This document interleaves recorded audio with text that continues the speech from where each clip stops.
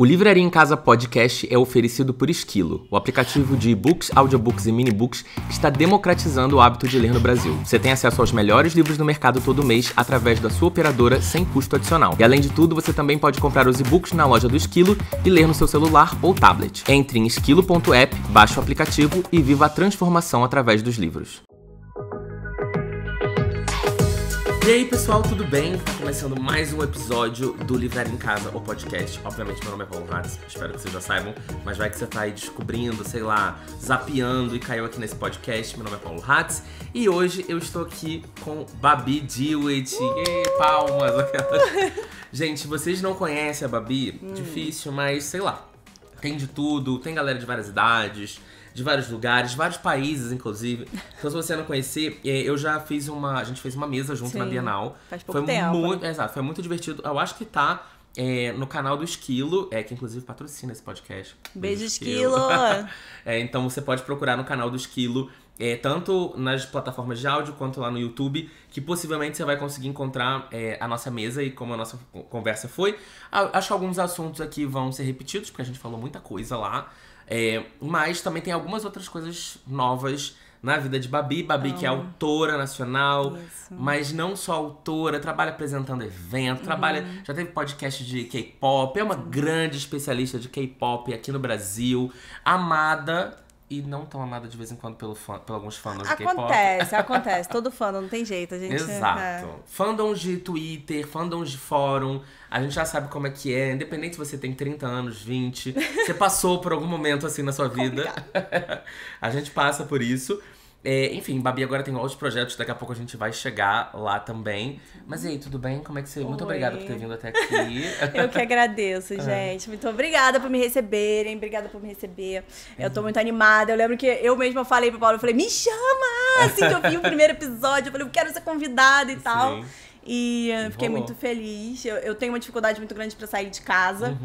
De assim, N questões psicológicas hoje pra sair de casa, mas eu falei, não, eu preciso ir. Cheguei atrasada, gente, cheguei uns 40 minutos atrasada aqui. Não, relaxa. Mas eu vim porque, assim, gosto de falar, gosto de bater papo. E galera que já viu nossa entrevista, outra, inclusive, sabe que eu não paro de falar. Então... Não, isso porque a gente já conversou mais de 1 hora desde que ela chegou. Exato, a gente tá sentado ali comendo um bolinho, gente, ó, maravilhoso. Estávamos ali conversando sobre tudo. Já não tem nem mais o que conversar aqui. Não, Agora a gente repete, mas repete tudo. sem falar de fofocas muito pesadas, entendeu? A gente fica no meio termo. Essa parte, infelizmente, galera, não dá pra reproduzir. Por enquanto, um dia ninguém sabe. Mas muito obrigada, gente, tô muito feliz. Exato. Eu gosto sempre de contar essa história, eu contei na mesa que a gente fez lá na Bienal. E vou repetir muito a versão resumida aqui. Mas eu conheço Babi, embora a Babi não se lembre de mim... Não, mas alguém me mandou uma foto. Foi a Mai que me mandou uma foto? Eu conheço a Babi desde que eu era adolescente, tá? Quer dizer, nós éramos, porque você também tem quase a mesma idade que eu. Eu era jovem. Eu tenho 33, Babi tem idade parecida. Acho que um pouco mais velha que eu. Talvez, Talvez, ninguém sabe. Eu tenho 35. Aí, tá vendo? Um pouquinho só. Eu já vou fazer 34 em dezembro, então a gente vai ficar bem próximo. Tá tranquilo. Porque quando éramos adolescentes, né, e jovens adultos, a gente organizava evento de Harry Potter, aquela série que infelizmente hoje em dia perdeu-se um pouco a graça de falar muito sobre, mas a gente era muito fã de Harry Potter, a gente organizava evento, aí eu ia nos eventos dela, aí tinha pré-estreia de filme, e a gente sempre ia, então tava sempre todo mundo ali naquele mesmo lugar. Então, só que a Babi não lembra de mim. A gente já esteve dentro do mesmo carro, inclusive. Mas a minha memória é uma coisa que eu tô até procurando a foto, porque eu sei que eu tenho essa foto em algum lugar. Depois eu vou achar, você pode botar aqui na edição, porque a gente tem uma foto juntos. Sim. No evento que eu acho que foi aquele que teve o Tom foi Fletcher. O Tom Felton. O Tom Fletcher do McFly. Mas pra mim é uma coisa. Exato, mas que teve.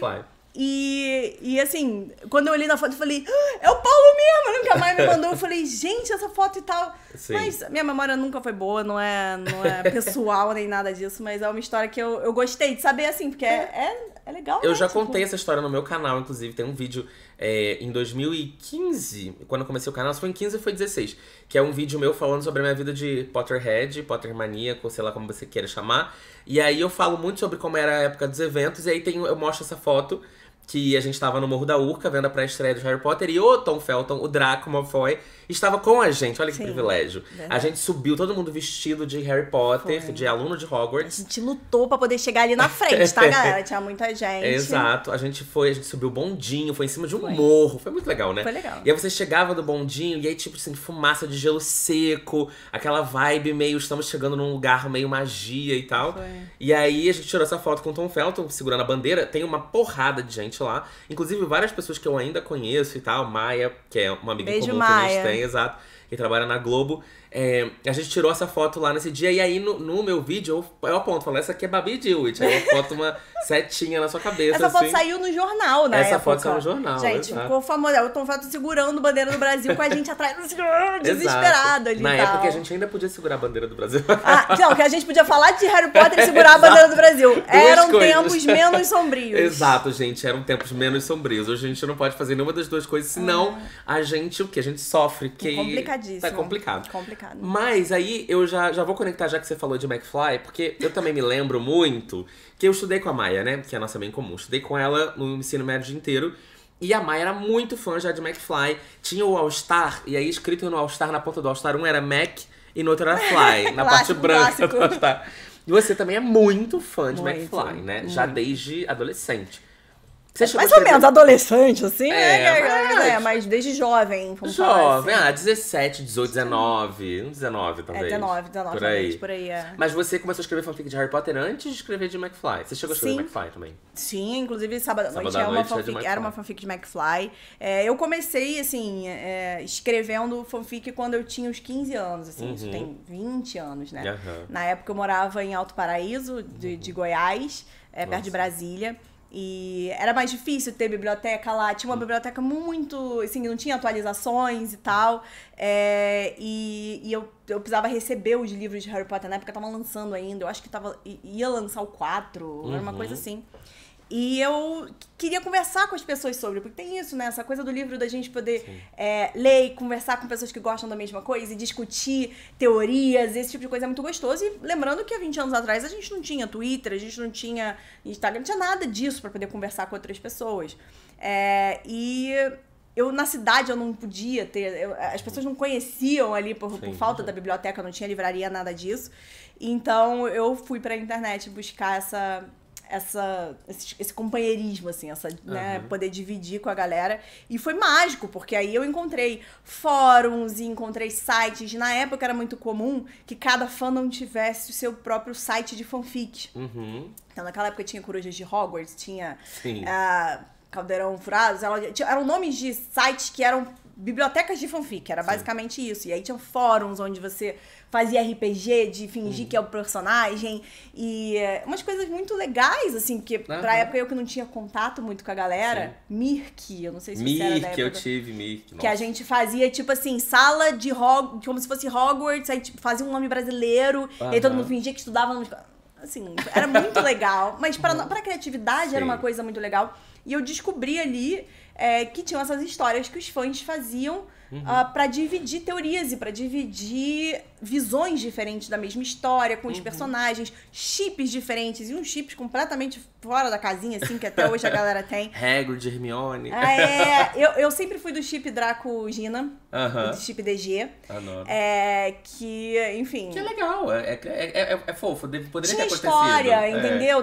Mas é aquela coisa... É que não teve a redenção do Draco, né? A J.K. Rowling, ela não quis fazer isso. É complicado, mas a redenção dele foi... Até teve.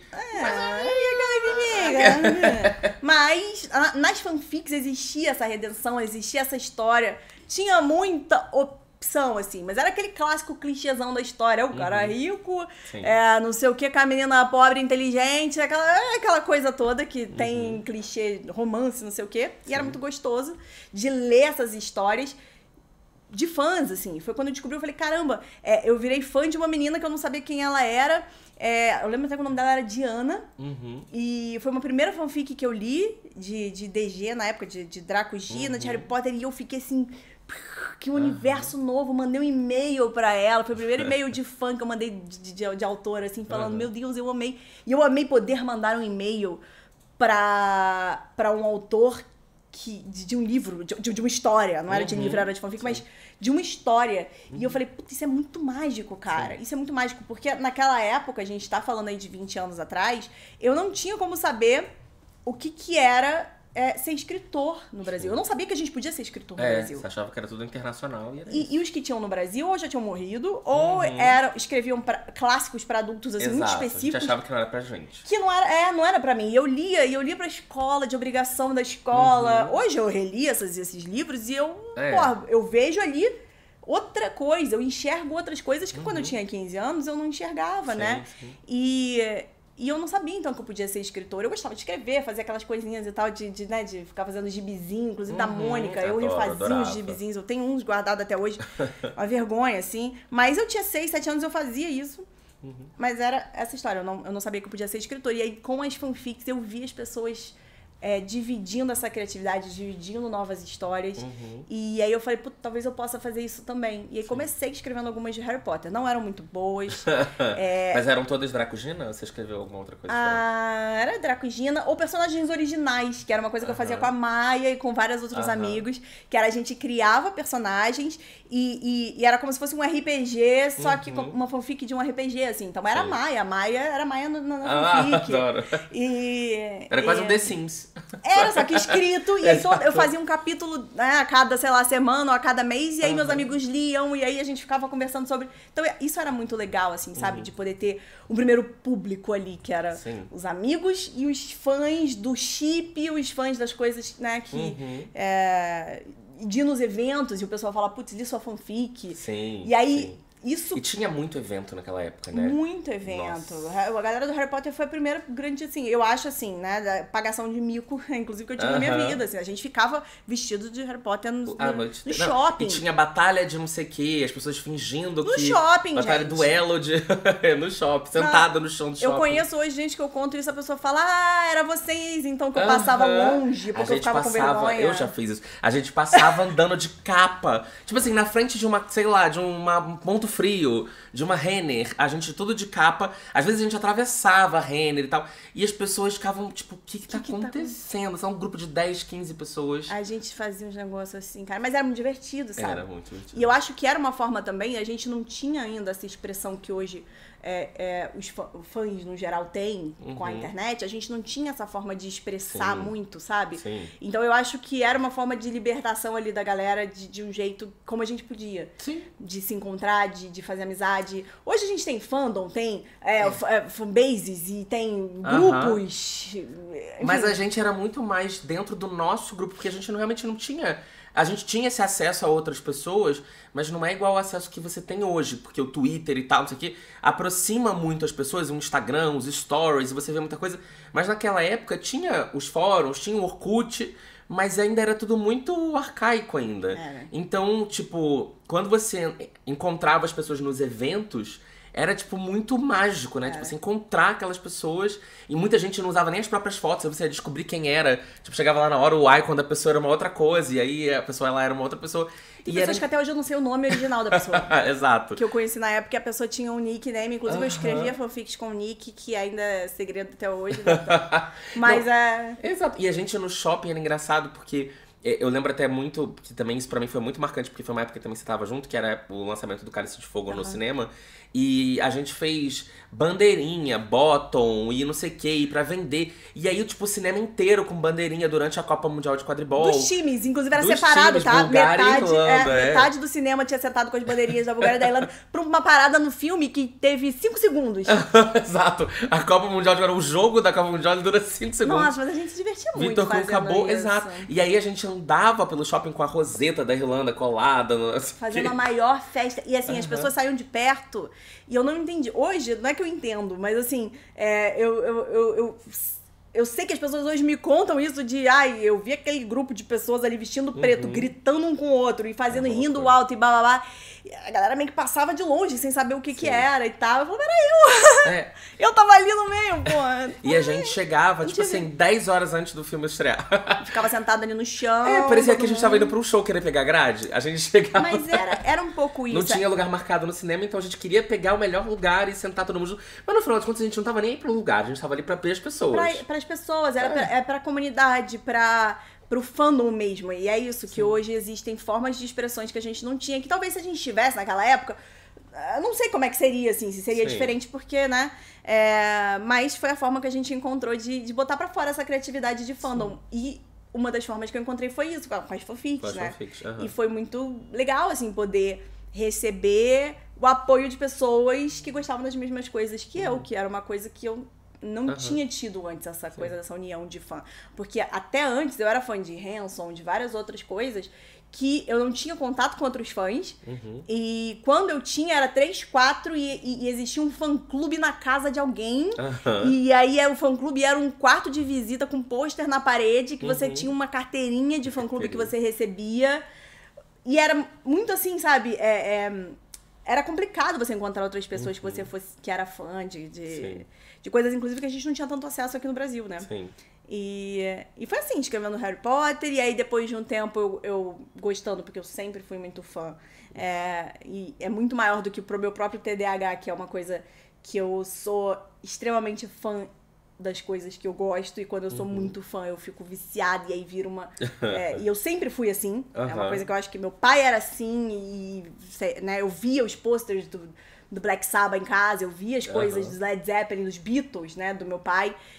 Meu pai usava camiseta, pôster, e comprava todos os discos, e era viciado, e tinha banda cover, e blá blá blá. Então eu meio que, isso ficou em mim. Sim. E aí hoje, é isso, assim, eu sou fã de uma parada e a minha vida inteira meio que envolve aquilo de alguma forma. É engraçado porque eu não tive essa vivência. Tipo, a minha casa, minha mãe, eu não tive irmãos, né? Então, assim, minha mãe e tal, as pessoas em volta de mim, primos, etc., eles não tinham isso. Nem hobby essas pessoas tinham. Tipo assim, minha família não tem hobby. A minha mãe não tem um hobby do tipo, eu gosto de dançar, eu gosto de cantar, eu gosto de ir na praia, eu gosto de ler, eu gosto de ouvir. Então, assim, eu descobri uma parada por causa da internet, né? E eu descobri uma coisa que eu, até né, lendo Harry Potter e tal, que foi uma coisa que realmente explodiu minha mente naquela época, mas depois vieram outras coisas que eu fui também gostando. Hoje eu já confesso que eu tenho meus hobbies, mas eu não sou mais fã, enlouquecido igual eu era, mas eu também era assim, aquela coisa de eu quero o tempo inteiro consumir conteúdo sobre esse assunto, ver até o momento que chega uma hora que você precisa produzir conteúdo. Você não quer só consumir, você quer começar a produzir também. E você quer que outras pessoas saibam daquilo e que cheguem outras pessoas. Eu acho que a questão de produzir o conteúdo é você querer que mais pessoas saibam disso e passar o que você aprendeu. Porque era uma das coisas, quando eu comecei o canal no YouTube, por exemplo, falando sobre K-pop, no final de 2011, 2012... que a gente não tinha muito conteúdo de K-pop em português, era por isso, tipo, eu aprendia coisas, eu lia em inglês, em fóruns, e eu fazia pesquisas, porque eu sempre fui dessa de entrar de cabeça mesmo, e aí eu aprendi algumas coisas que eu sabia que podia ser útil pra outras pessoas, e que seria legal que outras pessoas soubessem, e não tinha isso em lugar nenhum, eu falava, já que não tem, eu vou fazer. E aí eu fazia, sempre fiz meia boca as coisas assim, tipo, nunca foi extremamente incrível essas coisas que eu fiz, mas sempre foi com esse sentimento de, tipo, vou te ensinar o que eu aprendi, porque pra facilitar também eu acho que essa criação de conteúdo de todo mundo que trabalha com livro, com fã, com essas coisas, é muito importante pra gente, talvez tentar quebrar, assim, uma dificuldade pra próxima geração. Não é nem quebrar, mas assim, encurtar essa dificuldade de ir atrás ou de descobrir ou de algumas coisas. Facilitar o acesso de informações, de diversas informações para as pessoas, para que elas possam conhecer, se especializar, ou gostar, ou enfim, ou se divertir. E a partir daí, ou elas podem produzir as próprias coisas delas, ou é só diversão, sabe? Então, assim... sempre foi muito baseado nisso, né? Essa minha empolgação de querer compartilhar. Você passou pela época McFly, que você talvez ainda esteja até hoje, mas você teve um momento de pico. Estamos até hoje. E aí você começou a escrever suas fanfics de McFly. Você escreveu mais de uma, ou Sábado à Noite, que foi a fanfic principal, foi a sua única fanfic de McFly? Não, eu escrevi algumas outras. A Maia, inclusive, me acompanhou nessa também, né? Como você falou. A gente criou novamente, eu sendo fã, eu quero fazer várias coisas. A gente criou um site chamado McFly Addiction na época. Lembro disso. Tinha outros sites também, e era aquela coisa, a gente era mais jovem, então ficava aquela competição de sites. E vocês pagavam do próprio bolso pra hospedar essas coisas? Sim, durante muitos e muitos anos. Inclusive foi por isso que a gente não conseguiu manter tudo isso por muito tempo, porque cada um foi por um canto. A gente tinha um grupo de 10 pessoas no McFly Addiction, e que acabou que cada um teve... A vida mudou de formas diferentes, a gente não pôde mais manter aquilo ali junto, né? Mas a Maia tentou até o último momento. Até esse ano a Maia tava lá ainda atualizando o site do McFly. E aí a gente criou o Fanfic Addiction. Que, na verdade, eu e a Maia, a gente pesquisando em fóruns internacionais na época. Porque a gente lia muita fanfic em inglês. A Maia sempre foi muito boa em inglês. A Maia tem um inglês assim, maravilhoso. E eu nunca fiz curso de inglês. E então, a Maia começou a me ensinar através das fanfics. Aí o que a gente fazia? A gente pegava esses textos em inglês de fanfic e eu ficava tentando traduzir e mandava pra Maia pra ela corrigir a minha tradução. Então, tudo que eu sei de inglês hoje foi a Maia que me ensinou. Com fanfic. E era isso, assim, eu errava muito ali em coisa verbal e a Maia corrigia e tal. E a gente, no fórum desse, a gente descobriu uma menina que tinha feito um código pra fanfic interativa. Ou seja, você colocava, ela pedia o seu nome, a sua idade, a cor do seu cabelo, o seu favorito na banda e cria ali uma fanfic especializada pra você. Então você não lê como a fulaninha que fez tal coisa ou fulaninho que fez tal coisa, você lê como você. Tipo, Paulo acordou, saiu de casa. Sua própria história, você lê sua própria história. Viu passando o Harry Styles ali, ou sei lá, o Tom Fletcher viu passando ele do lado e sorriu e barrou com ele no Starbucks. Você criava a sua própria história. E a gente pediu permissão pra menina e trouxe esse código para o Fanfic Addiction no Brasil. Foi o primeiro site de fanfic interativa do Brasil, assim, na época. E causou uma revolução nas fanfics, assim, sabe? Tipo, eu sei que foi algo muito legal, que foi algo muito grande. E era diferente de fanfiction.net, desse site onde o próprio autor pode entrar e colocar a fanfic. Porque como tem um código de HTML, CSS, tem um negócio chatinho ali para transformar, as pessoas tinham que passar pela gente a fanfic para poder hospedar no site. Mas a gente tinha uma equipe enorme, todo mundo amava fazer, assim. Então, foi uma época muito divertida. Hoje tem muitos sites de fanfic interativa que estão aí até hoje. Muitos. Mas é isso, tipo, eles acabam ficando fora do círculo tradicional ali, porque precisa passar por esses sites para poder ser colocado ali no servidor. Enfim, tem todas essas dificuldades. Mas eu comecei a escrever fanfic, então eu não só escrevia, como a maior parte do tempo que eu tinha, eu pegava essas fanfics de outras pessoas e com a pessoa a gente botava em código pra botar no site. Então a minha diversão era essa, além de escrever, era trazer as fanfics das outras pessoas pro site, assim. Então, eu escrevi algumas fanfics, inclusive Sábado à Noite não foi a primeira. Eu tenho uma chamada Um Bem Mal Entendido, que é um nome, inclusive, horroroso. Mas que eu já faz 1 ano ou 2, assim, que eu tô transformando pra uma nova história, atualizada, né, e tal. E Sábado à Noite foi a que eu tive, assim, que eu escrevi por mais tempo. Porque é uma história que, inclusive, como livro teve 1, 2 e 3, né? Tiveram 3 livros. E que, eu não sei, assim, que eu lia que as pessoas gostavam, que eu lia que as pessoas... Eu lia as pessoas dizendo que imprimiam pra poder ler fora do computador e tal. E que foi que quando eu tava no momento da minha vida ali que eu não sabia muito o que fazer, eu pensei, eu gosto de escrever, sabe? Será que ainda posso tentar ser escritora? Isso em 2009. Que eu decidi transformar em livro independente, assim. Porque eu pensei, eu não tenho história nenhuma, não tenho tempo pra sentar pra escrever agora. Sei lá, eu tava sem trabalho, sem saber o que fazer. Eu falei, vou pegar uma história que eu já tenha e vou tentar modificar ela pra um livro original. E aí foi aconteceu. isso que eu fiz. E aí você começou a ser reconhecida como autora. Você furou a bolha da fanfic. Tentei. Outras pessoas também fizeram isso, mas assim... Não, é incrível, porque eu acho que talvez tenha várias pessoas que estejam ouvindo a gente. Eu não sou a pessoa da fanfic. Eu nunca fui de consumir fanfic. Eu não vivia no mundo da fanfic, mas sempre soube que existia. Porque eu sempre tive amigos fanfiqueiras e tal. Então sempre soube que existia aquele lugar. Mas eu não consumia nem produzia. Só que eu acho que tem muita gente que até hoje não entende que tem uma porrada de livro que veio de fanfic, né? Tem bastante. Muito livro brasileiro, gringo, enormes, Crepúsculo, enfim. Um monte de coisa, after, que a gente fala muito no canal.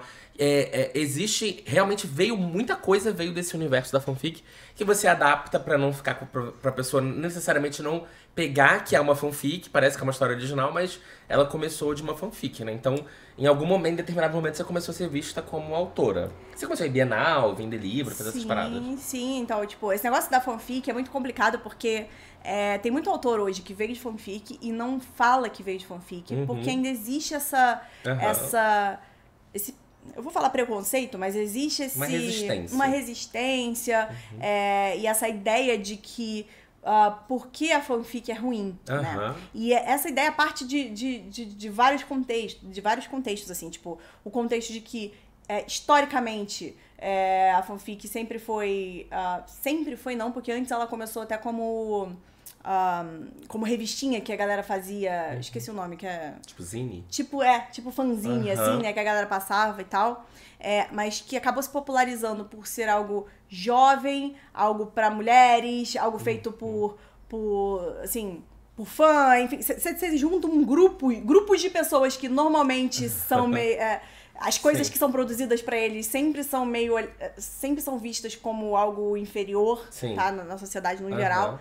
E você junta tudo isso e bota num lugar só. Então você tem, tipo, todas os preconceitos de coisa inferior ali, né, que a sociedade no geral olha pra isso. E aí você ainda mistura o contexto de que a fanfic é feita de graça por pessoas que querem se divertir, que não passa por profissionais, justamente até por inicialmente ou na maior parte ser feitos por jovens, então são textos ali que a pessoa só quer botar pra fora, só quer compartilhar e tal, e que você não tem como exigir uma profissionalização, você não tem como exigir um texto bom e revisado, e assim, porque é diferente do livro que passa por todo um processo editorial, por vários profissionais. Bom, o livro às vezes tem sei lá, 10 pessoas que passam, 5, 6 pessoas que passam só em revisão do livro. E fanfic não é assim. Então, existe esse preconceito que é muito difícil a gente, né, comparar um produto do outro, assim. Mas, então, enfim, infelizmente muitos autores não falam sobre isso por conta disso, porque tem medo de ser colocado nessa caixinha. Sim. Mas a gente tá tentando lutar pra isso, pra furar essa bolha e dizer, puta, eu tenho um maior orgulho. Já vamos chegar, inclusive, no seu trabalho com fanfic atual. Exatamente porque muitos autores nacionais hoje vieram das fanfics, mesmo que as histórias deles hoje, os originais que eles publicam pelas editoras grandes e tal, não necessariamente tenham nascido como fanfics, mas muita gente veio. A própria Clara Alves, ela escrevia fanfic, Clara Savelli, também muito... Rai Tavares, muito conhecida pelas fanfics também. Então foi uma galera que teve, tipo... E é engraçado, até eu conversei com a Rai, né? Ela foi do episódio anterior. Não, o anterior foi da Marina, mas eu já não sei mais em que ordem que você vai estar, então... Algum episódio antes, passado, a Rai veio aqui, a gente falou também um pouco sobre episódio, isso. Inclusive. Exato, adoro a Rai. E é incrível como você, logo jovem, com um produto que você tá escrevendo, sem muita supervisão, sem muita direcionamento, você tá fazendo ali da sua cabeça e tal, como você mesmo assim tinha uma exposição absurda. Ela falou, tipo, cara, eu tenho 4 milhões de leitores. É assim, muito louco. Você ter 4 milhões, provavelmente você nunca vai ter essa quantidade de leitores com uma publicação tradicional. Infelizmente, mas é difícil. É porque são números realmente muito... A internet propiciona esses números muito altos, assim, né? Porque chega em quase todo lugar. Gratuitamente. Quase todo lugar. A gente espera que em breve chegue ainda mais pessoas. Tá chegando mais, mas que chega mais fácil, né, nas pessoas do que o livro, que infelizmente a gente cada vez mais tenta... tirar essa coisa de deselitizar o livro e tal, mas ainda tem um monte de barreiras, né, que o livro passa que a fanfic não passa. Sim. E a fanfic pega muita gente que diz assim, mas eu não leio. Porque ela acha que que literatura é só o livro ali que ela não lê, mas, pô, tá lendo fanfic o dia inteiro e não, sabe, tá condicionado a pensar que a fanfic é só mais uma coisa da internet, ou é só... É um texto, é uma pessoa, sabe? São escritores, são pessoas... Eu sempre falo, você é escritor de fanfic, você é escritor.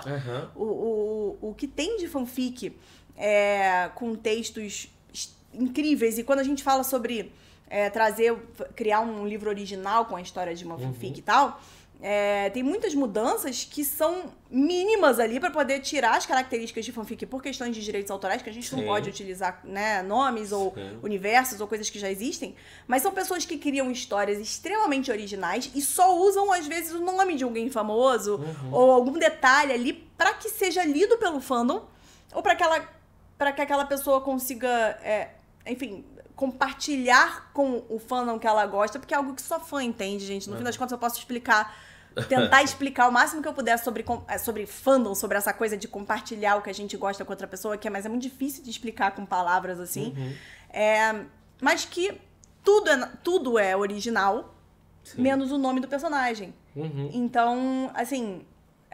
Saiu tudo da cabeça da pessoa. Ela só não criou o universo, às vezes é um universo que já existia, mas tudo a partir daquilo com Harry Potter, com histórias que são fantásticas e tal, isso pode até acontecer porque você escreve no universo dentro do universo daquilo. Mas se for de uma banda... Mas se for de uma banda, só os nomes e alguns detalhes que são... umas características. O resto é toda história original, sabe? Então...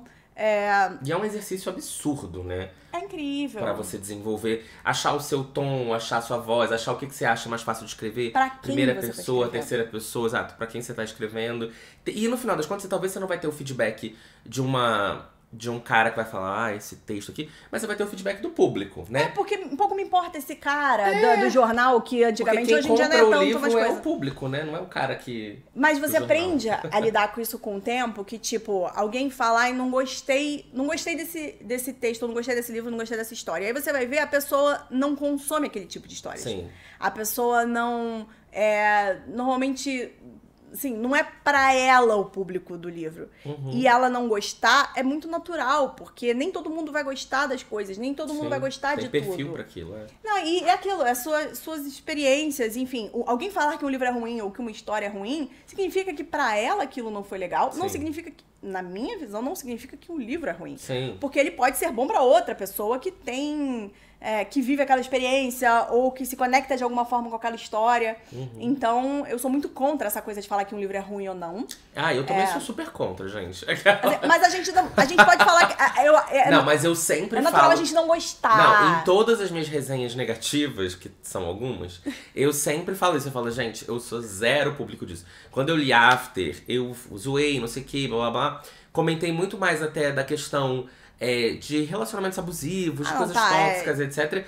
Mas eu deixei muito claro que eu não sou público-alvo. Eu não sou público-alvo de um livro erótico, hot. Eu não sou público-alvo de um livro YA, de um livro jovem. Hoje em dia eu já não sou mais. Então, hoje eu leio um livro jovem, eu tenho certa dificuldade de me conectar com aquele universo, porque eu não tô mais passando por esse tipo de problema há muitos anos. Então, tem outras pessoas que vão conseguir, você ainda consome, mas não, hoje eu tenho muita dificuldade. E tá tudo bem. Pessoal, e é normal, exato. É super pessoal. Até assim. pouco tempo atrás eu só lia livro jovem.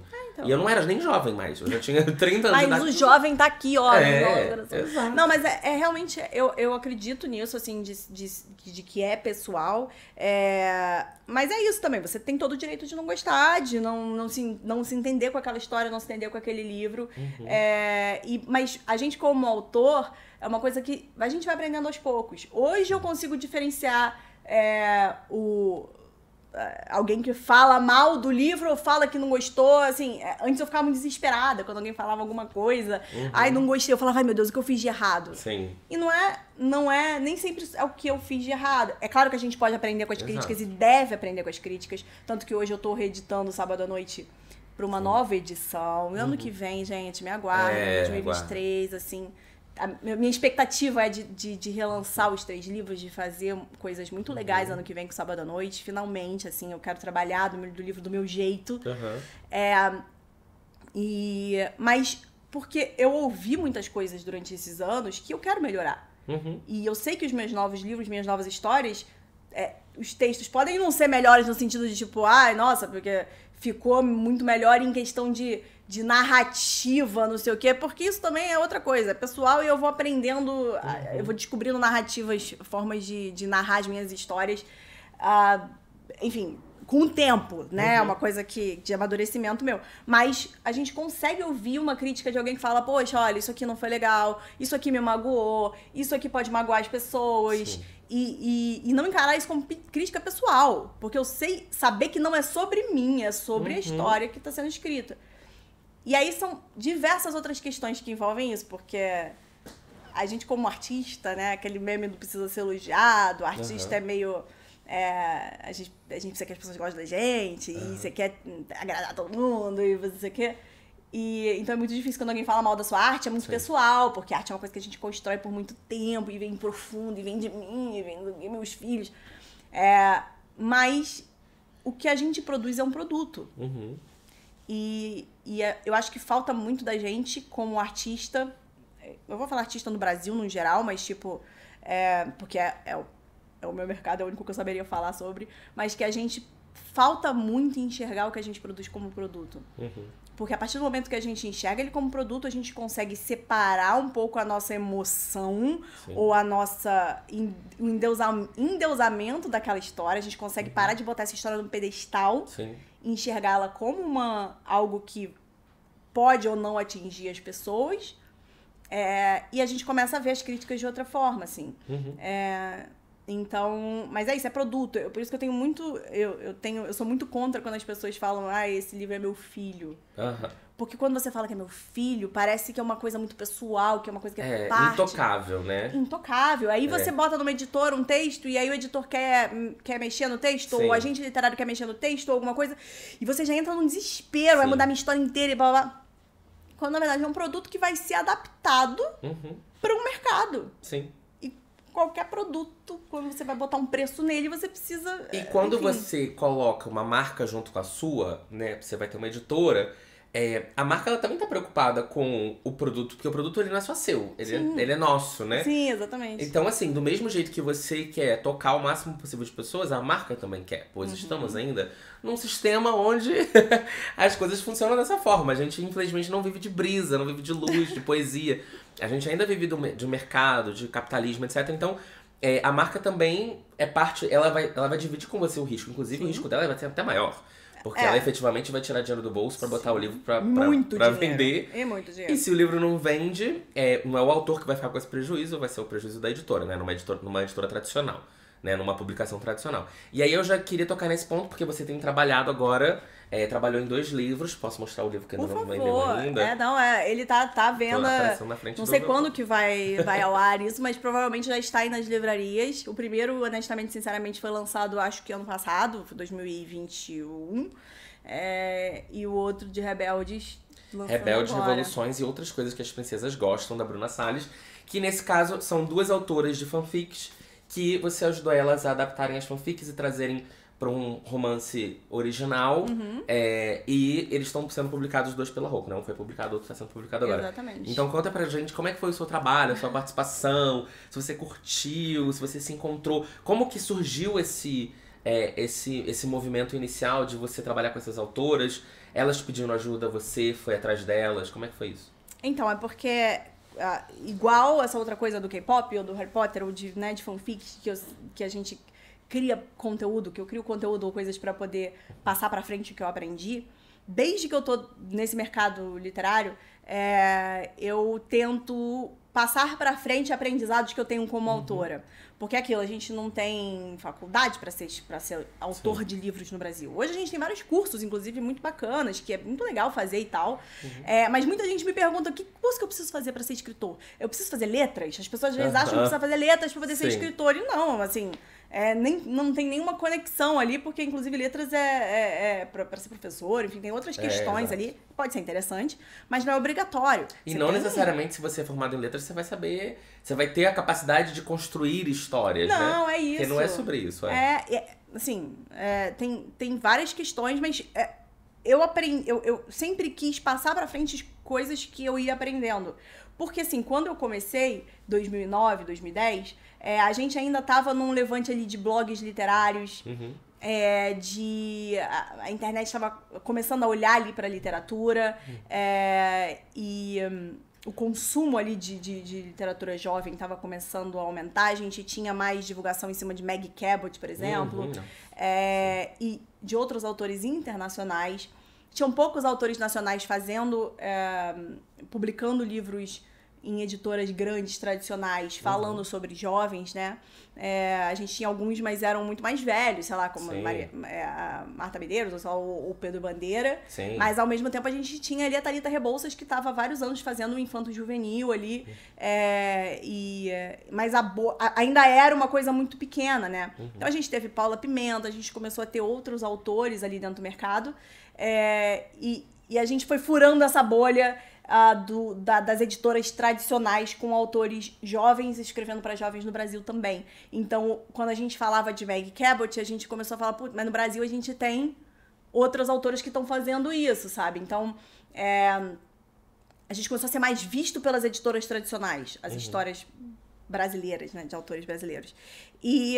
Só que naquela época, pior do que hoje, a gente tinha menos informação. Hoje você consegue ir no YouTube, às vezes botar lá, tipo, contrato de como é que faz, ou informação que você quiser saber sobre o mercado editorial, você tem aqui, falando sobre isso, tem vários podcasts, tem cursos, Vida do Livro, né, do Lameira. Do Lameira, maravilhoso, tem várias coisas que você consegue ali se inteirar de lives e informações da galera no geral, falando sobre o mercado o mercado editorial por dentro. E naquela época eu não sabia de nada. Eu fui, assim, tateando nas paredes para poder descobrir. A gente tinha muito autor independente, né? Porque as editoras tradicionais não olhavam tanto pra gente. Mas foi essa vontade de compartilhar, então, justamente para diminuir a dificuldade das próximas pessoas, porque eu gostaria que isso tivesse sido feito comigo. Quando eu entrei pra Gutenberg em 2015, que eu lancei Um Ano Inesquecível, foi outro momento que eu tive uma demonstração desse poder de compartilhar e dividir, porque eu fui colocada dentro de uma editora num livro com 3 autoras muito grandes, e elas me abraçaram e me ensinaram coisas que talvez eu não tivesse tido esse aprendizado, eu não saberia se eu não tivesse passado por esse livro, assim. E que muitos autores eu sei que começaram comigo não tiveram essa oportunidade que eu tive. Então, eu acho que é muito mais essa vontade, assim, sabe? Eu tento falar nas minhas redes sociais o tempo todo sobre contratos, o tempo todo sobre coisas que às vezes a gente não costuma dizer e muitas vezes não pode dizer em voz alta. Coisa até que, por exemplo, a gente estava conversando aí antes de entrar aqui no podcast, né? Do tipo, várias questões contratuais e não sei o que, infelizmente a gente ainda não pode expor muita coisa, mas o que eu puder falar, eu quero falar.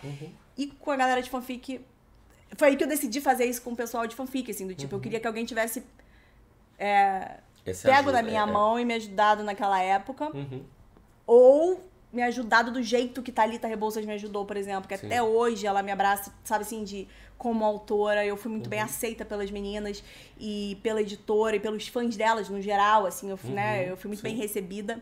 Então, hoje que eu tenho essa exposição, eu quero poder fazer isso pelas outras pessoas também. Com a expectativa que talvez essas pessoas possam fazer pelas outras também quando elas puderem. Então, tipo, que isso possa se tornar uma coisa natural da gente criar uma comunidade muito maior de leitura ou de autores brasileiros que escrevem para jovens e que têm orgulho de escrever para jovem do que o que a gente tinha algum tempo atrás. Então foi muito mais nessa pegada de tipo, eu tenho abertura com editoras. Eu conheço muita gente, eu sei que se eu mandar um projeto hoje para uma editora, o meu e-mail vai ser visto mais rápido do que talvez alguém que as pessoas não conhecem. Então, eu quero usar dessa minha influência do meu espaço para tentar abrir o caminho para outras pessoas. Eu não posso fazer muito, eu sou uma só, e eu sei que tem muita gente que faz isso, como eu falei, tem muita gente botando informação e tentando fazer essas coisas também, fazendo essas aberturas. Mas o que eu puder fazer, eu quero fazer. Então, foi isso que eu tentei fazer com os 2 livros, assim, tanto com Rebeldes quanto com Honestamente, que é pegar uma história que eu gostei, que eu li como fanfic e que eu posso botar, como você falou, o negócio da marca da editora, eu tô botando o meu nome junto. Quando eu mando uma história pra uma editora, eu tenho que garantir pra editora que, tipo,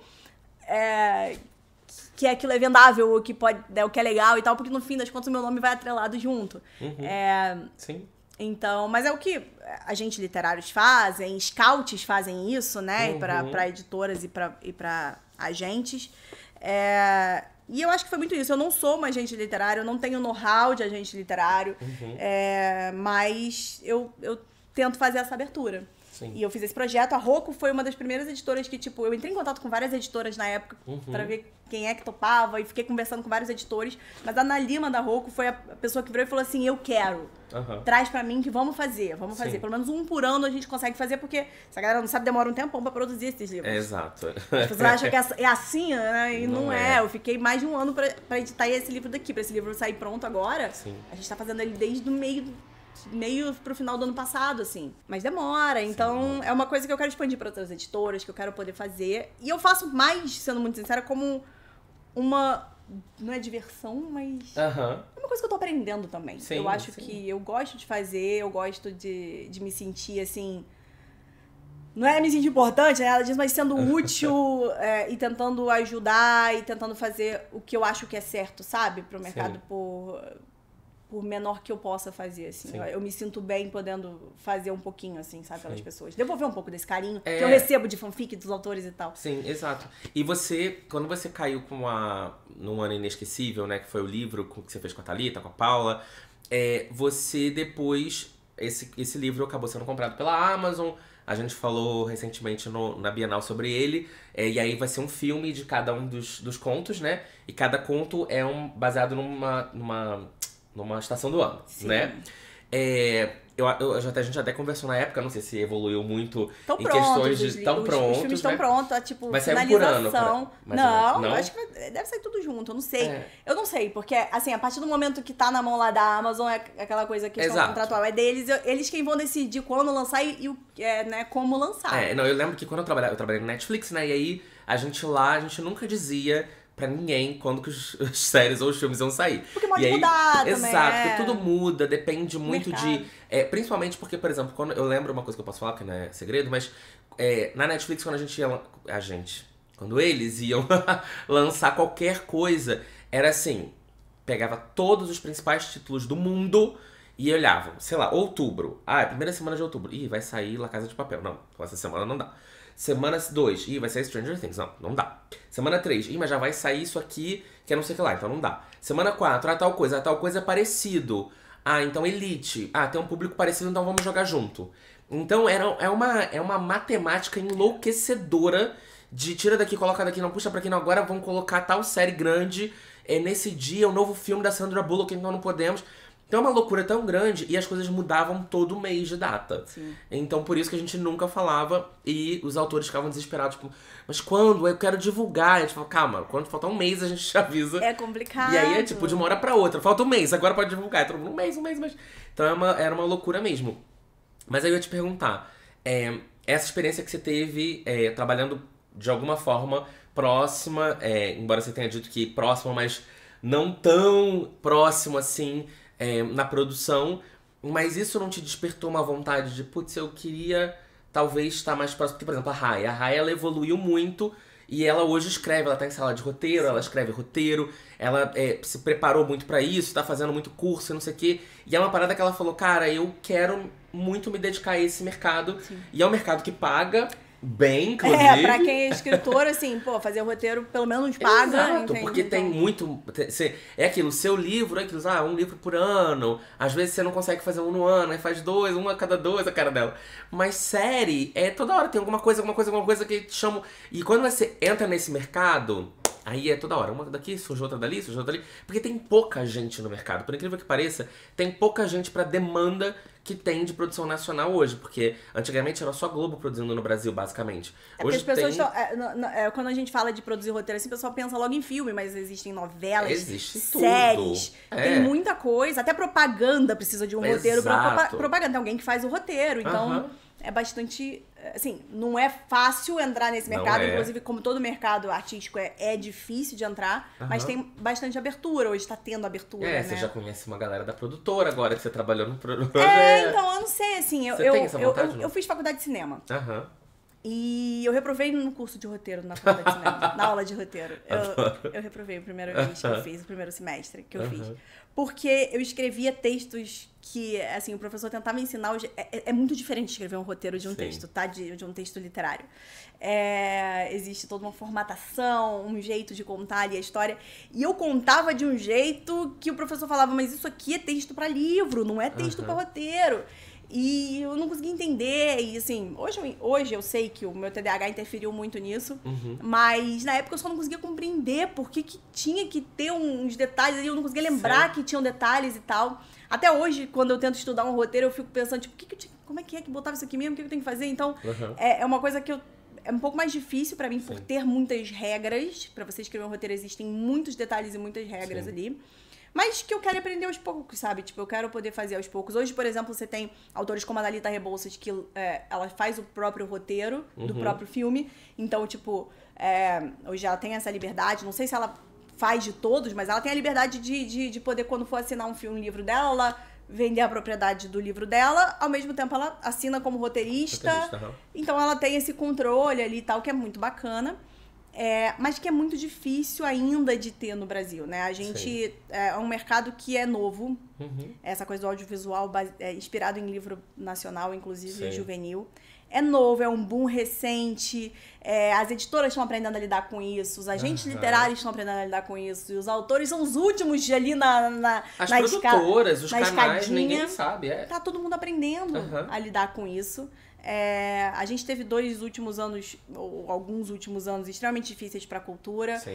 A desvalorização de leis, né, de incentivo para a produção de filmes, muito filme parado, muito livro que foi comprado como filme, como audiovisual parado, sem a falta de investimento. Aí vem uma pandemia ainda para cagar tudo, pior ainda, porque mesmo se tivesse dinheiro, não tinha como fazer. Não tinha como produzir. A gente produziu um Ano Esquecível inteiro, assim, na base da máscara, álcool, a gente fazia teste todo dia antes da gravação. E assim, todo mundo, uma preocupação muito grande. E aí, tinha um especialista que era para Covid, da pessoa ficar andando com máscaras novas e pra ver se a sua máscara tava velha ou não tava, te mandar e trocar. Então, assim, tinha muitos... O que foi feito durante a pandemia foi feito... E gasta-se muito mais dinheiro. Então, assim, foi muito mais difícil produzir coisas durante a pandemia. E se você não tem o incentivo do governo, que é onde muitas produtoras conseguem um dinheiro para fazer esses filmes, você acaba... Dá uma pausa nesse mercado. Mas ainda é um mercado novo para todo mundo. Para escritores também. Então, a gente ainda tá aprendendo muita coisa, né? Sim. Então, assim, a experiência com o Inesquecível foi absurda. Foi incrível. Eu tive uma sorte muito grande de ter a história escolhida pelo Lázaro Ramos pra fazer. Exato. Isso que é o mais legal de tudo. Cara, foi muito legal, assim, como foi a minha primeira história, meu primeiro filme, e o Lázaro escolheu fazer. Foi uma escolha de olhar, ele foi chamado pra ser o pai da protagonista. E ele leu o texto e falou, sabe, eu quero fazer. Cara, não é muito foda você, quando esse filme sair, você falar assim pros amigos, cara, esse filme fui eu que escrevi esse livro. E é dirigido pelo Lázaro Ramos. E é produzido pela Amazon. Eu não faço ideia de louco, como é que é essa sensação. Eu não consigo imaginar. Até hoje, pra mim, é muito... Ainda é esquisito. O livro, óbvio que o filme não lançou ainda. Mas ainda é muito surreal, assim. Parece algo muito fora da minha realidade, assim, sabe? Porque... Foi muito doido, porque é isso, o Lázaro leu o texto, gostou, e ele participou de todos os momentos ali, ele recriou a história junto. É claro que o conto, né, ele é desse tamaninho, mas a gente teve que transformar numa nova história, e o Lázaro participou de todo o tempo e fez questão que eu participasse, isso foi a parte mais legal. Fez questão que eu participasse ali. Eu assinei como parte ali de revisão de roteiro, não revisão, mas tipo ali a produtora fez questão que isso tivesse no contrato, né, e tudo mais. Porque a Panorâmica eu descobri, é uma produtora que realmente se preocupa que o autor esteja envolvido ali sempre que puder, porque não é sempre que pode. Mas eu tive essa sorte de ter o Lázaro que fazia com que eu me sentisse importante. A autora chegou, hein? Gente, essa aqui é a autora, foi ela que criou aqui a história. E, sabe, isso é legal, assim. Isso é pra gente que tá começando. É um respeito, né? Essas pessoas existiram na sua cabeça antes de elas existirem em qualquer lugar. Então, e assim... eu acho que é o mínimo que você pode fazer. Eu acho que é um respeito, mas eu entendo os problemas ali de produção, de envolver o autor do livro original, porque é aquilo, a gente ainda não sabe separar a história como um produto. A gente ainda vive com essa história Então eu acho que precisa mudar daqui pra gente, né, nesse momento, pra gente poder mudar todo o resto. Sim. Tô na dúvida se eu continuo esse assunto.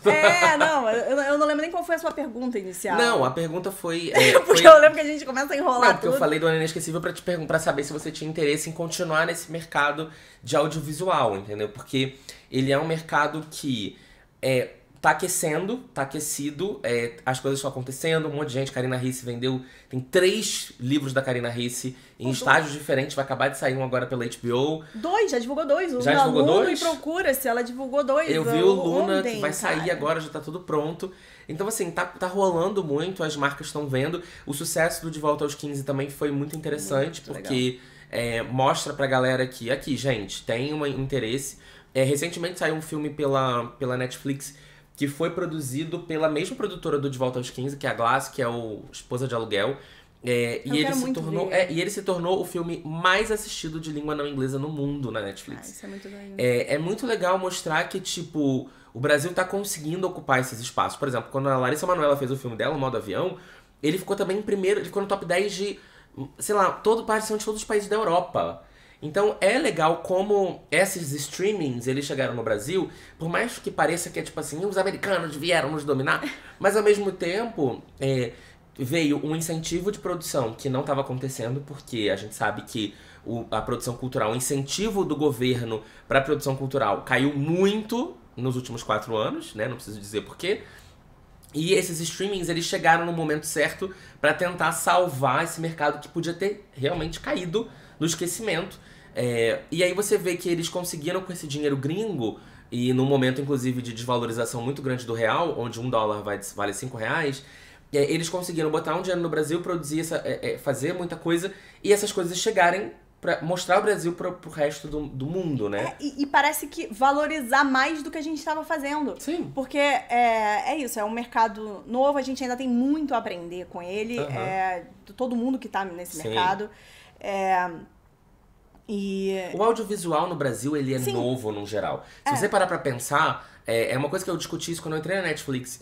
A gente produz novela há muitos anos, mas filmes e séries é uma parada que a gente começou a produzir basicamente há 30 anos atrás, entendeu? Então, assim, a gente ainda é um mercado muito novo, perto de mercados europeus que fazem isso e que bombam e que estão em todos os prêmios, etc. A gente ainda tá construindo o nosso portfólio como país, entendeu? A gente tinha muitos filmes ali nos anos 80, Sim. né? Os filmes mais antigos e tal. Mas é isso, tipo, a gente a cultura é uma coisa que modifica muito, né, com o tempo. E eu lembro quando eu entrei pra faculdade de cinema, eu tinha 17 anos. 17, 18 anos, por aí. E eu tive muitos problemas dentro da faculdade, eu era muito nova, né? E tinha muitas pessoas muito mais velhas fazendo essa faculdade de cinema. E eu lembro que no primeiro dia de aula a gente tinha que falar sobre o nosso filme favorito brasileiro. Um filme estrangeiro, mas um filme brasileiro.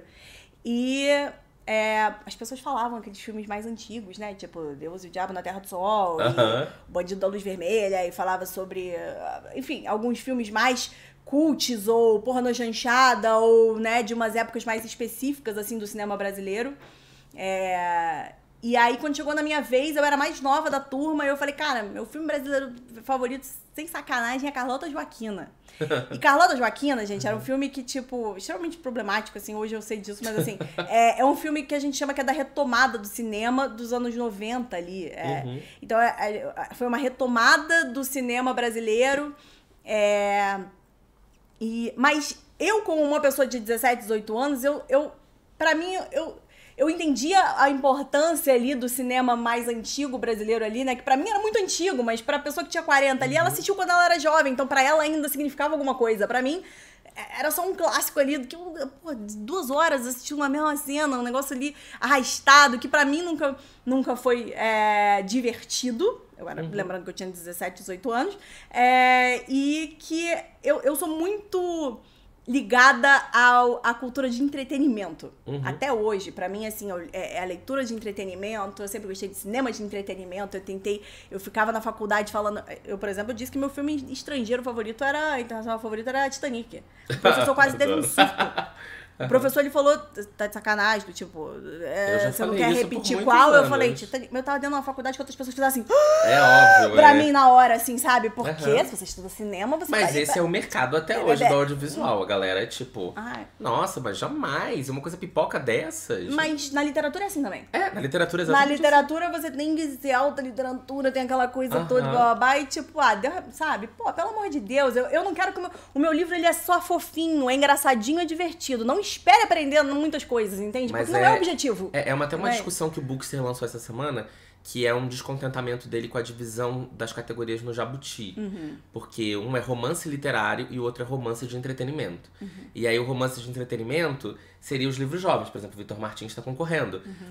Mas ele não entra como romance literário. E aí, que diferença é essa exatamente? Entendeu? Existe uma diferença no regulamento, mas o que isso comunica, né, para as pessoas? Então, essa é uma discussão que a gente tem há muitos anos. Mas o fato da gente ter uma literatura de entretenimento já entrando, até ano passado, você não tinha nada disso. Você não tinha, até 2020, poucas premiações falavam de livro juvenil. Aí esse ano a gente tem lá o Dinha Notsu ganhando o prêmio lá do Omelete no palco, sabe, de um evento. Então, assim, você tem ali autores e livros que estão quebrando essa barreira. Eu acho que a nossa geração de autores tem quebrado bastante essa bolha. Muitos autores, inclusive, saindo de editoras tradicionais para voltar pro independente, para poder tomar as rédeas dessa bolha, tipo, né? Pra tentar quebrar essa bolha de outras formas, porque muitas editoras não estão se atualizando. E o mercado independente hoje, com as publicações em e-book, tá super bombando, né? É isso, você tem mais autonomia de decisões da sua carreira e etc. Sim. Então, assim, a gente vive vários momentos de reviravoltas aí, né?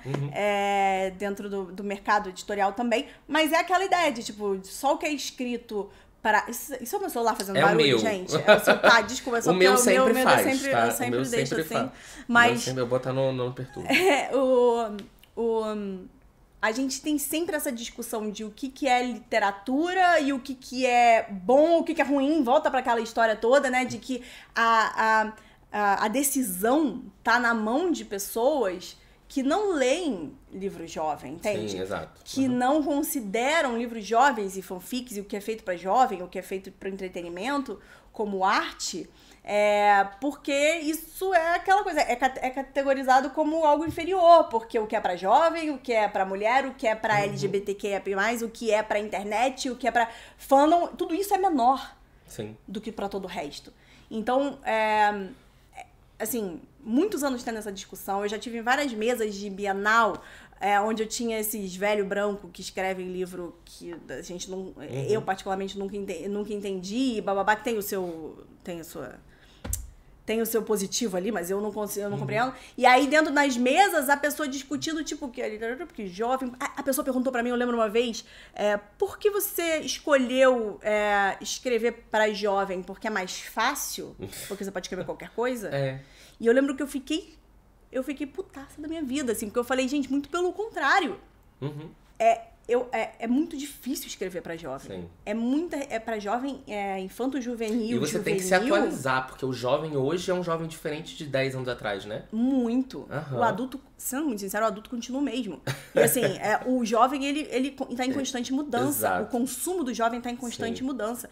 E você escrever pra criança, infanto-juvenil, juvenil, YA, até New Adult, você tem uma responsabilidade tão grande de escrever para pessoas que estão tendo caráter formado, que têm... valores, que estão em momentos da vida que eles precisam de apoio, precisam de conforto, precisam de e que muitas vezes o seu livro vai ser a mão segurada que um adulto não faz com ele. É isso, vai ser o abraço, vai ser o cantinho ali de esperança. E essa responsabilidade é muito grande. É muito grande. E aí quando você fala que é fácil escrever para jovem e que o cara perguntou por que você escolheu, porque é mais fácil que você podia escrever livros melhores para adulto. Tipo, essa é a visão ainda das pessoas que dominam o mercado ainda. Os donos de editora ainda são essas pessoas. Os donos dos eventos ainda são essas pessoas.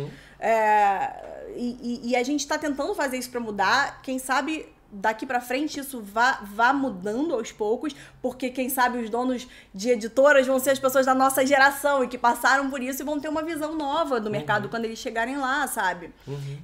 Mas por enquanto tá na mão de pessoas que pensam só na grana, na economia, pessoas brancas, velhas, cis, e é isso, tá na mão deles. Então, são mudanças que a nossa geração e que as próximas gerações precisam fazer em toda a questão da arte. Então, no cinema é a mesma coisa, na literatura é a mesma coisa. E eles agora estão andando de mão dadas, né? Porque o filme tá virando... O livro tá virando filme e multimídia e tudo tá virando um pouquinho junto, um pouquinho de tudo ali. Então, a gente como autor tem que pensar ali, ó, vou fazer um livro que possa ser transformado em filme, que possa virar audiobook, que possa virar não sei o quê. E agora você tem até que pensar se vai que meu livro bomba lá fora. Vai que vira um filme de um streaming, vai que o livro é levado pra lá e não sei o que. Será que as pessoas... Eu já ouvi muito isso. Será que as pessoas lá de fora vão se identificar com essa trama que eu tô escrevendo? Então, assim, são tanto... Hoje a gente lida com tantas outras variáveis. É o TikTok. Será que o TikTok vai curtir o seu livro? Será que... em 2009 a gente tava pensando, será que os blogs vão se divertir com o meu livro? E aí depois, será que as comunidades, será que os Twitter, será que agora é TikTok? Isso vai mudando. O consumo das pessoas vai mudando, a gente se atualiza ou não. Tem muitos autores que não se atualizaram, que continuam escrevendo pro mesmo público. São escolhas pessoais, né? Mas eu acho que é isso. A gente, como autor, como artista, acaba enfrentando essas dificuldades de estar sendo jogado no meio de vários mercados. Ninguém ensina pra gente como faz, ninguém ensina pra gente pra onde ir, ninguém tá do nosso lado. A gente tá sempre... parece que tá sempre todo mundo contra a gente, né?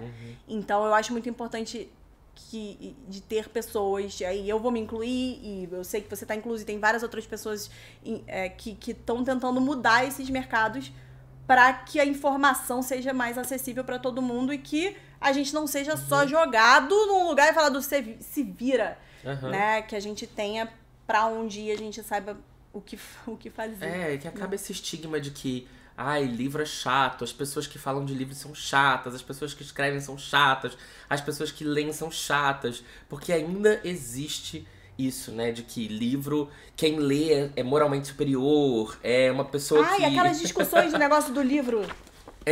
Sabe? Porque não sei o quê. Pelo amor de Deus, sabe, tipo, enfim. Mas é aquilo, é uma tentativa de elitizar o livro, porque a gente sabe que o livro é caro, a gente sabe da falta de acesso. E porque, historicamente, o livro era só consumido pelo velho branco. Mas isso já mudou há muito tempo. Isso vai continuar mudando. Como eu falei, tipo, esses velhos brancos estão saindo do lugar. Mas pra galera que não lê, que não tá inserido no nosso mundo, é como se tudo ainda fosse o velho branco. Mas exatamente. E é esse afastamento que a gente tem que evitar. Esse afastamento de dizer do tipo...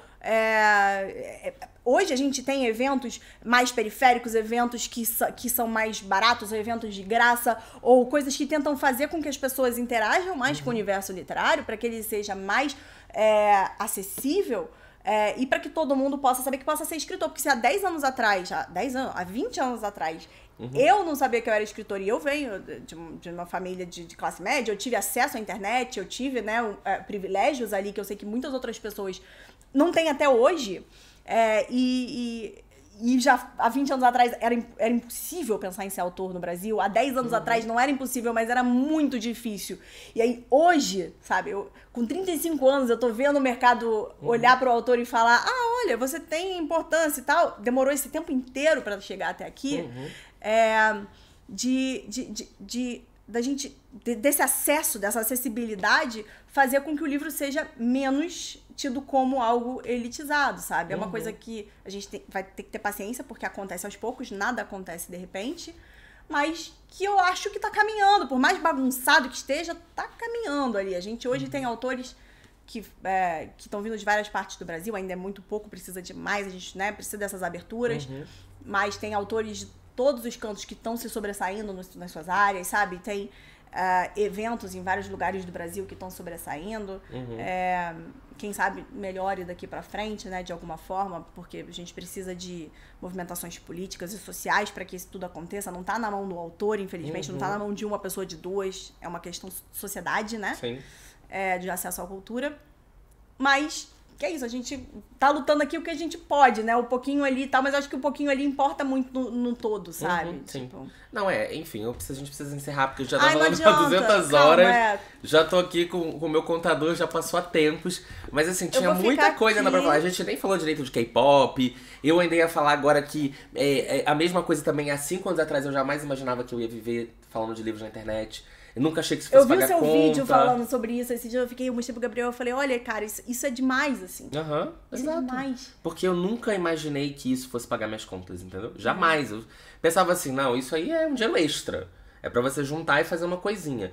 Mas, tipo, e eu acho que esse é um movimento, isso que eu consigo fazer. Hoje eu tento mostrar pras pessoas, gente, é possível, tá? Tirem da cabeça de que livros não pagam contas. Pagam sim. É Porque difícil, senão as pessoas... mas a gente precisa quebrar essa bolha e precisa conversar pela gente. Porque senão as pessoas acham que é impossível. Então eu não vou nem tentar, então eu não vou nem fazer, então eu não vou nem me esforçar. E é possível sim. E quanto mais gente tentar, mais fácil pra todo mundo. É um movimento que eu tento fazer ali dentro das fanfics com esses autores, Sim. tá? Inclusive, comprem Rebeldes, comprem honestamente. Sim. Sinceramente, comprem os meus próprios livros, eles são fofinhos. Exato. Não esperem, assim, um aprendizado. Ai, meu Deus do céu, não sei o quê. É fofinho, divertido, se você quer se divertir ali no momento e tal. Sem grandes expectativas, mas é o objetivo. Mas é isso, de tentar ali mostrar que, tipo... esses autores importam, que a internet importa, que você escrever ali pra internet, você é parte de um sistema, de uma comunidade que importa, sabe? Sim. E que, assim, pode não ser fácil, pode realmente é mais fácil pra quem tem os privilégios que a gente tem, mas que essa bolha, ela precisa ser quebrada por quem tá com essa exposição. Sim. E a gente que tá em exposição, a gente precisa continuar quebrando essa bolha, de não ter vergonha de falar que tá na internet, de não ter vergonha de falar que veio da internet. Se for seguro dentro de casa, é óbvio, porque a gente sabe que existem muitas questões aí. Mas é isso, se puder e se for seguro, bate no peito e fala, eu sou escritor de fanfic sim, eu produzo pra internet sim, porque... se a gente não der valor pras coisas que a gente faz, se a gente não enxergar as coisas que a gente faz como algo bom ou importante pra sociedade, etc., o resto das pessoas também não vai. Exato. Sendo muito sincero, não vai. E vamos usar a internet pra fazer coisas boas, porque tem tanta gente usando pra fazer tanta merda, né? É muito complicado isso. Aí vai ser um outro bate-papo só sobre isso. Exato, um bate-papo assim, só sobre a Deus. internet. Sobre o lado ruim da internet. Vamos ficar no lado bom, vamos ficar desse lado da internet, o bom. Isso, vamos... expectativas de melhoras e de um mercado literário, assim, que...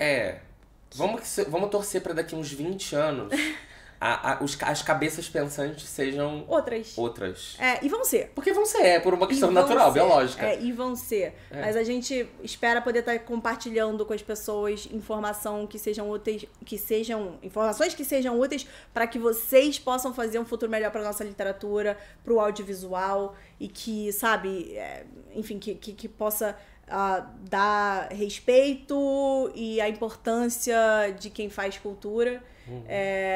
E você que é escritor, vamos pensar aí na separação do seu livro, do seu produto, né? Do seu filho, o seu livro é seu produto, né? Vamos todo mundo procurar a Babi, que ela vai te ajudar a fazer a sua publicação. As minhas redes sociais, aquela assim, vai no meu Twitter, nem eu no meu Instagram, porque eu sempre tento falar sobre isso. É aquilo, eu tenho um espaço limitado no fim das contas, porque eu consigo falar até o máximo que eu posso ali, mas tem muita gente fazendo, isso é muito bacana. Sim. Mas quem quiser, eu tô falando ali nas minhas redes, sempre que eu descubro uma coisa nova de contrato, eu boto lá, eu falo, gente, olha, isso aqui não é legal, olha, fica de olho nisso, fica de olho naquilo.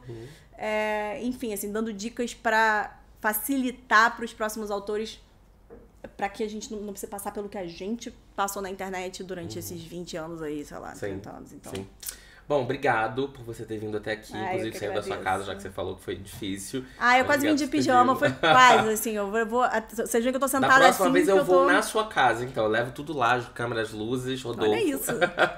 E a gente faz direto de lá, tá? Pode deixar. Eu venho aqui na próxima, mas aí na próxima a gente pode combinar, tipo, pijama party, assim. Exato, os dois vêm de pijama, porque aí eu não preciso... Eu já vim de calça de moletom, então tá quase pijama. A gente tá quase ali no Só mesmo, precisa tirar o tênis e colocar um outro tipo de camiseta. Vamos programar pra uma próxima. Exato. Mas muito obrigado de novo por ter vindo. Eu que agradeço, gente. Seus arrobas são todos Babi Dewitt? Todos Babi Dewitt. Meu nome tem esse W que dificulta um pouco ali. Não é Do It, é Dewitt. Dewitt, mas tudo faz. Vira Devette, vira Dewette, não sei o quê. Botou Babi K-pop no Google, sou eu. Mas é isso, Babi Dewitt tem todas as minhas redes sociais. A gente vai deixar tudo aqui na descrição, se vocês quiserem procurar Babi, tá? Exato, compre os livros, usando o link do Livraria em Casa de preferência, pros dois ganharem. Isso, tá? Aqui embaixo. Por favor, vamos deixar tudo aqui. E é isso, brigadão, tá? Eu que agradeço, um beijão pra muito você. obrigada. Agora a gente vai continuar fofocando, sem vocês ouvirem. E vocês agora vão pro quadro do Me Convença, onde vocês vão me convencer a ler um livro. Beijo, gente. Bom, vamos agora então pro nosso quadro do Me Convença, onde você me convence a ler um livro que você quer que eu leia, que você acha que eu vou gostar, que você acha que eu vou achar uma grande bosta, mas que você vai se divertir, ou com a minha felicidade, ou com o meu sofrimento, tá? Então, eu recebo e-mails de vocês sempre pelo livrariaemcasa.podcast@gmail.com, tudo junto, livrariaemcasa.podcast@gmail.com. E sempre leio aqui os e-mails todos, o Rodolfo faz sempre uma pré-organização pra mim e eu recebo vários e-mails, a gente vai anotando aqui. Então a probabilidade de eu ler o seu e-mail é muito grande, continue mandando, por favor, muito importante. Bom, vamos lá, já tirei dicas daqui, sempre compro, sempre pego livros e tal, sempre que eu vejo esses e-mails. Vamos começar então com o e-mail do Felipe Costa, que o título, inclusive, sejam criativos no título, tá, gente? Que ele fala assim: por que ler novamente ou não Elle Kennedy? Bom, a Elle Kennedy é autora da série lá do Off Campus, né? Amores Improváveis, que eu já li todos os livros. Tem vídeos no canal, pelo menos dos 4 primeiros, que eram os livros, né, comuns da série. Depois ela lançou um 5º. Então vamos lá. Olá, Paulo e Rodolfo. Hoje o Rodolfo não tá aqui comigo, então ele não vai conseguir dizer olá. Mas ele pode fingir. Ele vai estar ouvindo agora a edição. Neste e-mail eu vou tentar te convencer, ou não, ler novamente Elle Kennedy. Mas calma. Não estou falando para você ler o 5º livro de Off Campus, ou Off Brancos, como você costuma falar. Pois ao assistir seus vídeos, percebi que você achou praticamente todos os personagens iguais. Exato. Aqui vou lhe indicar uma duologia escrita por Sarina Bowen.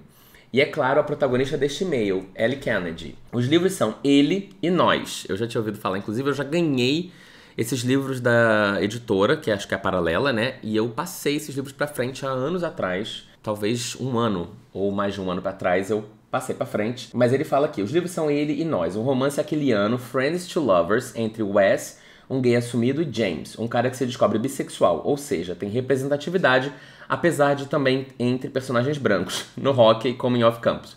Só pra explicar pra vocês que não sabem, aqui as coisas. Romance aquiliano é romance entre 2 homens, não necessariamente romance gay, porque um homem pode ser gay, o outro pode ser bi, ou os dois podem ser bi, enfim. Tanto é que aqui a gente tá vendo que um é gay e o outro é bi. Então não seria gay, porque excluiria o personagem bissexual. Além disso, ele fala aqui que é friends to lovers, ou seja, amigos que se tornam amantes, amores, apaixonados, namorados, enfim. E aí ele vai falar aqui de representatividade, mas todo mundo é branco, enfim. Não dá pra se ter tudo na vida, né? Não dá pra se ter tudo. Ok, sei que você pode não estar querendo ler estes livros, mas aqui vão minhas cartadas finais. Os livros têm cerca de 300 páginas, amei, já vou comprar. Ou seja, não são muito longos e são rápidos de ler. Tem e-book e não são tão caros. Não lembro dos físicos terem passado dos R$40 na Amazon. Tem hots bem gráficos. Assistirem um vídeo seu recentemente em que você disse que gostaria de ler hots gráficos aquilianos. É uma boa, tava querendo ler mesmo. Uma safadeza entre homens ou entre meninas, enfim, igual a gente lê de hétero. Sei que você gosta de dramas e nesses livros tem alguns dramas que você fica com raiva do personagem, quer entrar dentro do livro e dar um soco na cara de alguém. Além de dramas que te deixam emotivo. Eu gostei muito do drama do 2º livro, me impactou bastante. Fico um pouco preocupado quando eu quero bater no personagem. Porque assim, quero bater no personagem porque ele é teimoso, porque ele é turrão, porque ele é isso, que é aquilo, tudo bem. Agora, às vezes, ele é tóxico, babaca, escroto. Aí eu já fico um pouco incomodado demais. Eu gostei muito do drama do 2º livro, me impactou bastante. Gostaria muito de ver você falando sobre essa duologia em seu canal, mesmo que seja falando mal. Mas acredito que você vai gostar. Ou não, segundo ele mesmo. E tem também um conto curtinho em inglês, como se fosse o fechamento da duologia. Então são os 2 livros que já foram publicados no Brasil e o conto Epic, publicado somente em inglês, mas não é obrigatório que você leia, só se gostar da duologia. KKKKK. Já que este mês está ficando muito grande, gostaria de finalizar agradecendo por seu canal, pois me dá um ânimo retornar a ler muito desde o ano passado, quando te descobrir. Um abraço, você, Rodolfo e toda a equipe. Um beijo, querido, que é o Felipe, né? Felipe Costa. Muito obrigado pelo seu e-mail. Então, como eu já falei, em algum momento da vida eu já tive esses livros e eu passei pra frente, então eu não tenho eles mais físicos. mas eles estão bem baratos mesmo. Deixa eu ver aqui o e-book. O e-book tá barato também. Ah, eu já até tenho, ó. Eu comprei esse e-book em novembro de 2021. Então já vai completar um ano que eu tenho ele no meu Kindle, eu nem sabia. Então eu vou ler. Em algum momento eu vou ler mesmo. Ele tem o quê? 316 páginas. Eu acho que daria um conteúdo interessante. É o Kennedy escrevendo romance com homens se pegando, né? Junto com a Sabrina Bowen, que eu não conheço. Talvez dê certo, talvez não dê, mas eu acho que tem muita gente que já leu esse livro. Tem 5 estrelas na Amazon, então quem sabe vem aí, tá? Vou botar aqui, deixar aqui na minha lista, mas eu acho que vai rolar. Bom, próximo livro que eu recebi aqui é Ivy Campos. Ela mandou um e-mail assim: finalista do Jabuti 2022 e está no Kindle Unlimited. Aí eu tô... me conte mais. O assunto deste e-mail já são 2 motivos consistentes pra tu levar a sério essa indicação, mas darei uma peladinha, ok? Paulo, seu delicioso, cremoso, minha indicação fará de ti um mega antenado no mundo literário, porque depois que este livro aqui ganhar o Jabuti 2022, todo mundo ficará falando dele. Mas tu que é espertão e mega ligado nas tendências do nosso nicho, falará antes e se mostrará muito atualizado. Olha isso, ela tá pensando na minha carreira também. Eu gosto assim. Estou falando do livro Quando os Mortos Falam, que é uma investigação policial que se passa em Terra Brasilis, mostrando ela quis dizer Terra Brasileira, né? O Terra Brasilis eu sei que é um termo, mas eu achei engraçado no uso no e-mail. Mostrando o interno do DHPP. A autora fez uma pesquisa minuciosa para escrever este enredo que caçará um serial killer que remonta cenas dos filmes clássicos de terror. A autora já escreveu mais de 10 livros, a maioria deste gênero, e é sem dúvida uma rainha grandiosa de compor suas histórias. Vai lá, Paulo, se adiante, fala de um dos melhores livros nacionais do ano, porque depois que ele se tornar um hype e se tornará, tu já terá alertado os leitores que te seguem que o livro de fato é ótimo mesmo. E quer mais um motivo pra tu colocar essa joia no Kindle agora? Tem apenas 240 páginas. Eu amo que o pessoal me conhece, né? Vocês me conhecem. Meu Instagram é @ivegaúcha. Oi, tudo bem? Tudo bom? Beijos pra ti, Rodolfo, que eu amo, adoro mais que muito. E aí ela bota aqui o @ dela. Gente, eu vou procurar agora esse livro. Quando os Mortos Falam. Eu não sei, eu acho que eu já tinha ouvido falar, mas talvez porque eu tinha visto a lista do Jabuti. Mas deixa eu ver aqui melhor sobre. Quando os Mortos Falam, da Cláudia Lemes. 240 páginas, da editora Avec. Foi publicado no ano passado, 2021. Verena Castro pediu exoneração do cargo de investigadora da DHPP quando sua filha mais nova foi assassinada. 4 anos depois, sua vida toma um rumo inesperado quando recebe o telefonema de um médium indicando um corpo e sua localização. Envolvida na investigação, de forma clandestina com a ajuda do melhor amigo Caio, Verena logo descobre que há um maníaco na cidade de São Paulo, replicando as cenas de homicídio mais perturbadoras dos filmes clássicos de horror, e a próxima vítima pode ser alguém que ela ama. Engraçado, eu já vi essa coisa meio que de suspense policial com médium, com tipo espírito, etc. Fiquei curioso, mas eu já vi coisas parecidas, né? Já falei de um livro do André Bianco, que era assim. Já li depois do Stephen King, que tem essa mesma vibe. Então coloquei no meu Kindle para ler assim que der, tá? Muito obrigado pela dica. Amei. Gente, eu amo esse nome aqui, ó. O nome do título é Tenho Carinha de Santa, mas sou bem a Satanás. Foi Rony Silva. Olá, Paulo e Rodolfo. Eu sou o Roniel de Maceió e quero ganhar uma geladeira. Do nada. Então, se uma indicação de livro é o meu pé de laranja lima. Não sei se tu já leu, mas se já, pelo menos é uma indicação ao grande público. Pois é, gente, eu ainda não li esse livro, mas eu vou ler, eu juro, eu prometo. Esse livro é super curto. Eu tenho ele. Nesse livro, o personagem principal tem 5 anos de idade e é o Satã. Zezé mora numa cidade pequena e pobre, no interior de algum lugar que já não me lembro mais. A questão deste livro é que Zezé é um garoto dotado de inteligência e maluquice. Nunca vi uma pessoa fazer tanta merda como esse menino, sem contar o Bozo, claro. Grito. O livro mostra a perspectiva de uma criança vivendo em uma situação de pobreza em um Brasil de 1900 e bolinha. O protagonista vive com outros 3 irmãos e seus pais em vários pontos da cidade, já que o dinheiro que possui não sustenta um lugar próprio. O livro mostra também como uma criança ingênua e amável, além de ser corrompida pela idade. Você vai acompanhar uma criança descobrindo o mundo e sendo maltratado por isso. O livro é, na verdade, uma trilogia, mas que pra mim os outros 2 só serviram pra mais um puxadinho na casa do autor, pois diferem de forma quase completa do menino que vemos no primeiro livro. Por isso aconselho que só leia o primeiro. Pontos a serem levantados em consideração. É um livro nacional, tem 200 páginas e é muito famoso. Eu até favoritei o livro mesmo não sendo 5 estrelas. É isso, espero que se divirta e fique agoniado com as inúmeras cagadas do protagonista, mas que ao terminar se permita apreciar uma história bonita e especial contada pelo incrível José Mauro de Vasconcelos. Te acompanho desde o começo de 2022, quando virei leitor aos 18 anos. Amo teus vídeos e agora o podcast. Meu Insta é qual é o nome dele? Rony, L, né, de lápis, Silva, 14. Me siga, vagabunda. Meu Deus, o que é isso? Gente, os meus inscritos, né, eles têm uma coisa assim, né? Fato engraçado, um dia desse eu estava escutando tu falar de um romance entre dois irmãos, enquanto eu esperava na fila de uma entrevista de emprego. Tá vendo? Eu ajudando mais o emprego das pessoas do que o Paulo Guedes. Bom, eu tenho meu Pé de Laranja Lima, não tenho? O e-book, e eu quero muito ler. Vai acontecer muito em breve, tá? Que eu tô doido pra ler mais coisa nacional. Tem vários nacionais na minha lista. Mas vai acontecer, ó. Já tenho. Comprei em 2020. Já fez 2 anos de aniversário. Já vendeu mais de 2 milhões de exemplares. E outra coisa, né? Eu quero agradecer muito você que me conheceu esse ano. Esse ano o canal tem crescido ainda. Não numa velocidade tão rápida quanto durante a pandemia. Pois as pessoas agora têm o que fazer. Antes elas estavam mais trancadas em casa. Então é muito... Tem chegado gente, ainda chega muita gente. Esse ano chegou mais 30... Não, mais 20 e poucas mil pessoas, eu acho, até agora. Então ainda chega muita gente, mas obviamente não na mesma velocidade que antes. Mas eu fico muito feliz mesmo assim de ver tanta gente chegando. Então muito obrigado, Rony. Eu adorei a sua indicação. Eu vou ler em breve. E aí eu conto pra vocês o que eu achei. Livro de 200 páginas pra mim, gente, tem o meu coração. Tem o meu coração, tá? Obrigado. Bom, gente, é isso. Vou encerrar por aqui. Já falei de 3 livros. Hoje eu consegui falar de 3, porque eu falei rápido, né? Tô aqui, ó, uma bateria de falação, porque eu fiz uma live de 2 horas agora. Então eu tô com a dicção, ó. Não tô errando uma palavra, eu tô com todo o meu vocabulário, tudo tá aqui na ponta da língua. Se você quiser que eu leia seu e-mail no próximo podcast, por favor, me mande para livrariaemcasapodcast@gmail.com, tá? Não tem o, não, é livrariaemcasapodcast@gmail.com. Na semana que vem, talvez eu leia o seu e-mail. Não se esqueça que o podcast sai todas as quartas-feiras nas plataformas de áudio e aos sábados ele sai no YouTube também. Então você pode ouvir onde você quiser, comentar no YouTube se você quiser também, recomendar para seus amigos, por favor. É isso, tá? Beijão, gente. Até o próximo. Tchau, tchau.